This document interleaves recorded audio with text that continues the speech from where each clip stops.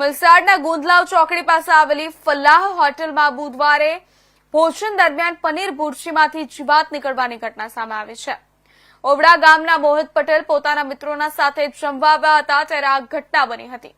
જીવાત દેખાતા તેમણે હોટલ મેનેજરને ફરિયાદ કરી, પરંતુ સંતોષકારક જવાબ ન મળતા ફૂડ એન્ડ ડ્રગ્સ વિભાગને જાણ કરી હતી। વિભાગના અધિકારી ભાવિકાબેન ચૌધરી તેમજ તેમની ટીમ સાથે ઘટનાસ્થળ પર પહોંચ્યા હતા। તપાસ દરમિયાન હોટલના રસોડામાં પૂરતી સ્વચ્છતા, ખોરાક સંગ્રહમાં બેદરકારી અને જરૂરી કાનૂની દસ્તાવેજોની અછત જોવા મળી હતી। પરિણામે ફૂડ એન્ડ ડ્રગ્સ વિભાગે હોટલને હાલ 2 દિવસ માટે સીલ કરવાનો નિર્ણય લીધો છે। ફૂડ એન્ડ ડ્રગ્સ એડમિનિસ્ટ્રેશન ઓફિસના અધિકારી આશીષ વાળવી દ્વારા માહિતી મુજબ ખાદ્ય પદાર્થનું સેમ્પલ પૃથ્થકરણ માટે લેબોરેટરીમાં મોકલવામાં આવશે।